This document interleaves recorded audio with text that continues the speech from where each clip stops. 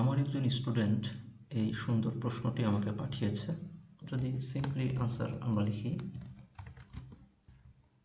not actually, string in C++ is not a data type, rather it's a class. The declaration of string class is in string header file। অর্থাৎ string নামে C plus plus একটি class রয়েছে, আবার সেই ক্লাসটি string নামক header ফাইলে included. অর্থাৎ একই নামে আমাদের একটি ক্লাস রয়েছে, আবার ওই নামেই হেডার ফাইল রয়েছে। তো এটা যদি আমরা ব্যবহার করতে চাই তাহলে এটা আছে ইটস ইন std namespace। তো আমরা যদি std namespaceটা ব্যবহার করি তাহলে আমরা স্ট্রিং রিলেটেড যাবতীয় রিসোর্সেসগুলো ব্যবহার করতে পারবো। অর্থাৎ আমরা একটি ফাইল ইনক্লুড করব, header file string std scope resolution অপারেটরের মাধ্যমে স্ট্রিং ক্লাসটি অ্যাক্সেস করতে পারবো। আর যদি আমরা চাই যে আমরা বারবার std এবং স্কোপ রেজলিউশন অপারেটরটা ব্যবহার করব না, তাহলে আমাদের এখানে লিখতে হবে ইউজিং নেমস্পেস std। ওকে, তো আমরা শুরু করছি আমাদের আলোচনাটা। আমরা সি এর ক্ষেত্রে যে স্ট্রিং রিলেটেড পড়াশোনা করেছিলাম ওইটার সাথে আমরা কন্টিনিউয়াস ওয়েতে সি প্লাস প্লাসের স্ট্রিং কম্পেয়ার করে করে পড়ব। তাহলে আমরা বুঝতে পারবো সি প্লাস প্লাসের স্ট্রিং হ্যান্ডলিং কতটা সহজ সি এর তুলনায়। ওকে, তো আমরা যেহেতু অলরেডি বলেছি যে স্ট্রিং সি প্লাস প্লাস একটি ক্লাস। ওকে, তো সেই ক্লাসটা আছে আবার স্ট্রিং নামের হেডার ফাইলে। ওকে, তো আমরা এটা ইনক্লুড করতে হবে। আর এখন আমরা স্ট্রিং রিলেটেড যেই ফাংশনগুলো বা অন্যান্য রিসোর্সেসগুলো ব্যবহার করব, তো সেগুলো আমাদের std স্ট্যান্ডার্ড নেম স্পেসের ইয়েতে থাকবে, স্ট্যান্ডার্ড নেম স্পেসের ভেতরে থাকবে। তো সেক্ষেত্রে আমাদের এটাও লিখতে হবে ইউজিং নেম স্পেস std। তো আমাদের স্ট্যান্ডার্ড ইনপুট আউটপুট রিলেটেড যে অবজেক্টগুলো আছে, যেমন cout, cin, etcetera, string related যে রিসোর্সগুলো আছে সবই আমাদের std নেম স্পেসের অন্তর্গত। তো আমরা ইউজিং নেম স্পেস std যদি ব্যবহার করি, আমরা কমপ্লিটলি আইওস্ট্রিম এবং স্ট্রিং সবার রিসোর্সই ব্যবহার করতে পারবো। এখন আমরা স্ট্রিং ক্লাসের আন্ডারে একটি অবজেক্ট তৈরি করব, যেটা আমাদের স্ট্রিং নেম। তো আমরা এখানে লিখছি স্ট্রিং একটি ক্লাস, এইখানে স্ট্রিং একটি হেডার ফাইল, এইখানে স্ট্রিং একটি হেডার ফাইল, বাট এইখানে স্ট্রিং একটি ক্লাস নেম। ওকে, তো এটার আন্ডারে আমরা একটি অবজেক্ট তৈরি করব, যেটা আমাদের স্ট্রিংয়ের অ্যাকচুয়াল নেম। তো আমরা লিখলাম গ্রিট। তো আমরা সিতে যেটা করতাম, সিতে আমাদের অ্যারে তৈরি করতে হতো অথবা একটি পয়েন্টার তৈরি করতে হতো। তো এটার দুটোর কোনোটাই আমাদের করতে হবে না, সিম্পলি নর্মাল ভেরিয়েবলের মতো আমরা নামটা লিখব। আমরা ইনিশিয়ালাইজ করলাম হ্যালো, তাহলে আমাদের স্ট্রিংটা ডিক্লেয়ার্ড এবং ইনিশিয়ালাইজড দুইটাই হলো। এটা সিম্পলি আমরা একটা আউটপুট দিই সি আউটের ভেতরে এন্ড লাইন। ওকে, তো আমরা একটু আউটপুট নিই, আমরা দেখতে পাচ্ছি হ্যালো। এখন এইটাকে আমরা রিঅ্যাসাইন করতে পারবো কিনা, আমরা আগে দেখি ইন্ডেক্স ওয়াইজ রিঅ্যাসাইন করা যায় কিনা। যেমন আমরা যাচ্ছি গ্রিটের প্রথম ইন্ডেক্সে যে ক্যারেক্টারটা আছে সেটাকে আমরা ক্যাপিটাল এস করব। পরবর্তীতে আমরা আবারও সি আউটের লাইনটা লিখলাম। তো আমরা দেখতে পাচ্ছি এখন আমাদের প্রথমে ছিল হ্যালো, এইচটা ছিল লোয়ার কেস, এখন এইচটা হচ্ছে আপার কেস হয়ে গিয়েছে। ওকে, এখন আমরা চাচ্ছি যে কমপ্লিটলি এটাকে রিঅ্যাসাইন করা যায় কিনা। আমরা চাচ্ছি আমাদের গ্রিটের ভেতরে অন্য কোনো কিছু লিখবো আমরা।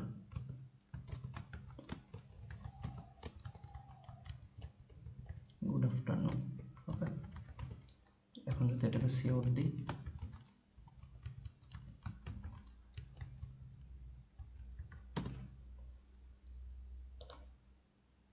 ওকে, তো আমরা দেখতে পাচ্ছি আমাদের গ্রিডটা কমপ্লিটলি রিঅ্যাসাইন হয়ে গেছে।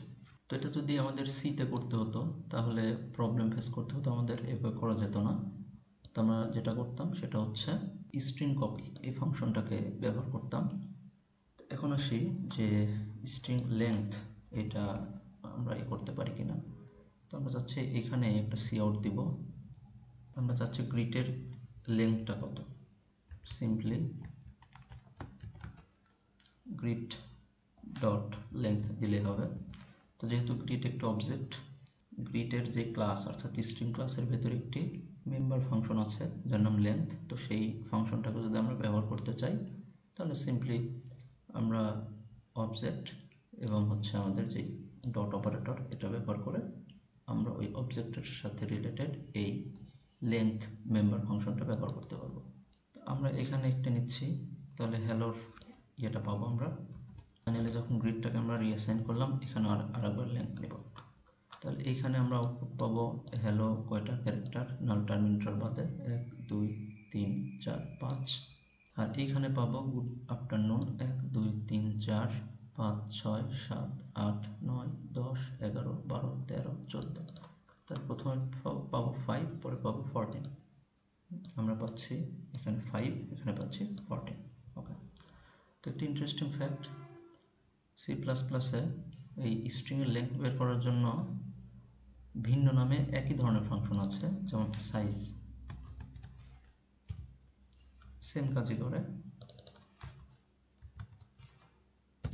এখানে আমরা পাবো 5 এবং 14। তো আমরা যেটা ভালো লাগে সেটা ইউজ করতে পারি। তো এটা একই ফাংশন, এটা ভিন্ন নামে থাকার কারণ কিছুটা ঐতিহাসিক এবং ডিজাইনগত কারণে। তো আমরা যেহেতু বিভিন্ন অ্যারে এর এলিমেন্ট সংখ্যা কত এটা জানার জন্য সাইজ ব্যবহার করি, তো এক্ষেত্রে স্ট্রিং নিজেও তো একটি আসলে ক্যারেক্টারেরই অ্যারে, তো সেক্ষেত্রে সাইজ ধারণাটা এখানেও একইভাবে কাজ করে। আর সিতে যেহেতু আমরা স্ট্রিং লেন্থ নামক একটি ফাংশন পড়েছিলাম strlen, তো সেই নামের সাথে যৌক্তিকতা রেখে এখানে একটি মেম্বার ফাংশন ডেভেলপ করা হয়েছে, সেটার নাম হচ্ছে অবজেক্ট ডট লেংথ। ওকে, তো আমাদের যেটা কনভেনিয়েন্ট মনে হয় সেটা আমরা ব্যবহার করতে পারি। এখন আমরা ইউজারের থেকে স্ট্রিংয়ের জন্য কিছু ডেটা নিব, তো সেক্ষেত্রে আমরা কী করতে পারি, একটা নতুন করে কোড লিখে আমরা গেট লাইন এই ফাংশনটা ব্যবহার করতে পারি। আমরা কোড থেকে নিব ডেটাটা, সি ইনের মাধ্যমে নিব, কোথায় রাখবো, গ্রিটের ভেতরে রাখবো। তো সিম্পলি এটা করলে হবে। আমরা যেখানে সি এর ক্ষেত্রে এই কাজটা করার জন্য গেটস ব্যবহার করেছি বা এফ গেটস ব্যবহার করেছি, এই কাজটা আমরা সি প্লাস প্লাসের গেট লাইন এই ফাংশনের মাধ্যমে করব। তো নিব, যখন আমরা লিখলাম গুড মর্নিং, এখানে পাচ্ছি গুড মর্নিং, তাহলে আমরা সার্থকভাবে ইউজারের থেকে ডেটাটা নিতে পারলাম। এখন আমরা দেখি দুটি স্ট্রিং আমরা কনক্যাটেনেট করতে পারি কিনা। তো এটার জন্য আমরা একটি ফাংশন পড়েছিলাম, সেটা হচ্ছে সিতে, সেই ফাংশনটি ছিল strcat, এই ফাংশনটা ব্যবহার করেছিলাম। তো আমাদের সি প্লাস প্লাসে এত ঝামেলা নেই, আমরা সিম্পলি প্লাস অপারেটর ব্যবহার করার মাধ্যমে এই কাজটা করতে পারবো। যেমন আমি দুইটি স্ট্রিং আগে ডিক্লেয়ার করি, s3 এর ভেতরেই আমি এই দুটোকে কনক্যাটেনেট করব। তো আমি লিখব s3 সমান s1 plus s2, just simply কাজটা করলেই আমাদের এই দুইটা স্ট্রিং একত্র হয়ে s3 এর ভেতরে অ্যাসাইন হবে। এটা আমরা সিম্পলি সি আউট নিই, s1 সি আউট নিচ্ছি, এখানে s2 সি আউট নিলাম, এইখানে ফাইনালি s3 সি আউট নিচ্ছি। আমরা দেখতে পাচ্ছি হ্যালো s1, ওয়ার্ল্ড হচ্ছে s2 আর হ্যালো ওয়ার্ল্ড হচ্ছে s3।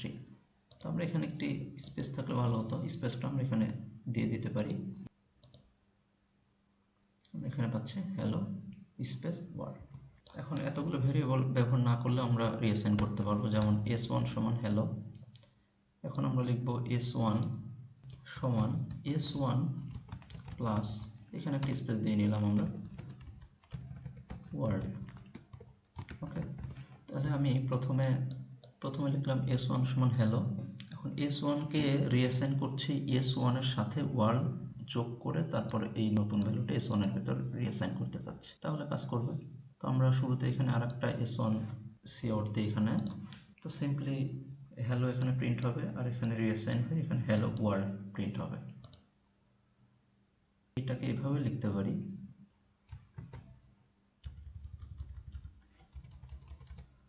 এটা মানে বোঝাবে s1 সমান s1 plus world, a plus সমান 2, এটা দ্বারা বোঝায় a সমান a প্লাস 2। ওকে, একই রকমভাবে আমরা এটা লিখতে পারি যে s1 প্লাস সমান ওয়ার্ল্ড, এটা মানে হচ্ছে s1 সমান s1 প্লাস ওয়ার্ল্ড। ওকে, একই কাজে করবে। তো ফাইনালি আমরা দেখব স্ট্রিং কম্পেয়ার। ওকে, তো আমরা এটা সিতে করেছি, আমরা একটা ফাংশন পড়েছিলাম strcmp, তাই তো? এখানে দুইটা স্ট্রিংয়ের আর্গুমেন্ট আমরা এখানে দিয়ে দিতাম, যেমন s1 s2। তো এখন আমাদের সি প্লাস প্লাসে এত ঝামেলা নেই, আমরা দুইটি স্ট্রিং আগে ডিক্লেয়ার করি, তারপরে দেখবো এটা সমান কিনা। স্ট্রিং s1 সমান দিলাম হ্যালো, স্ট্রিং s2 দিলাম হ্যালো। ওকে, তো আমরা সিতে যেটা করেছিলাম, আমরা দুইটি স্ট্রিং সমান কিনা এটা করার জন্য একটি ফাংশন করেছিলাম strcmp, আর্গুমেন্ট দিয়ে দিয়েছিলাম s1 s2। এখন s1 এবং s2 যদি সমান হয় তাহলে 0 রিটার্ন করতো, এবং যদি অসমান হয় তাদের আজকে যেই কোডের ডিফারেন্স যে ক্যারেক্টার পেয়ারে হয়েছে সেই ডিফারেন্সটা রিটার্ন করতো। আর আমাদের কোড ব্লকস এই আইডিতে যেটা যেভাবে পাস করতো, ওই ডিফারেন্সটা যদি নেগেটিভ কোনো সংখ্যা হতো -1, আর পজিটিভ সংখ্যা হলে +1 ইয়ে করতো। ওকে, তো এখানে এই ব্যাপারটা অনেক সিম্পলি আমরা হ্যান্ডেল করতে পারি। সিম্পলি আমরা যদি বলি s1 সমান s2 কিনা, তো যদি s1 আর s2 এই রিলেশনাল অপারেটরের মাধ্যমে লিখি, তাহলে s1 আর s2 যদি সমান হয় তাহলে 1 রিটার্ন করবে ইফ সেম। ওকে, আর 0 রিটার্ন করবে যদি নট সেম হয়। তাহলে আমরা এটা সিম্পলি সি আউটের ভিতরে এটা দেখতে পারি যে এটা কি রিটার্ন করছে। তো জাস্ট s1 এবং s2 সমান কিনা এই প্রশ্নটা করছি, এই প্রশ্নের উত্তর হয় 0 হবে, নয়তো 1 হবে। যদি দুইটি স্ট্রিং সমান হয় তাহলে 1, আদারওয়াইজ 0। আমরা পাচ্ছি 0, যেহেতু দুইটি স্ট্রিং সমান না, upper case H R lower case H সমান না। তো আমরা এটাকে এইচ করে দিই, এখন পাবো 1। আমরা এইখানে একটু চেঞ্জ করে দিই, আপার কেস এল দিলাম, তাহলে এটা আবার সমান হয়ে যাবে, 0 পাচ্ছি। এটাকে আবার আপার কেস করে দিই, তখন আবার 1 পাচ্ছি, সমান পাচ্ছি। তো আমরা এখানে ইফের ভেতরে আমরা যদি কোনো কিছু নেই, এভাবে কাজ করতে পারি যে ইফ s1 সমান সমান s2, তাহলে লিখতে পারি cout strings are same or equal, else এর ভেতরে দিতে পারি not equal। আমাদের এখানে পাবো strings are equal, আর যদি আমরা এটাকে আনইকুয়াল করে দিই, যেমন এখানে যদি বড় হাতের ই দিই তাহলে আনইকুয়াল হয়ে যাবে, দেখতে পাচ্ছি strings are not equal। তো ঠিক আছে, আশা করি সি এর স্ট্রিংস এবং C++ এর স্ট্রিংসের কম্পারিজনগুলো আমরা বুঝতে পেরেছি।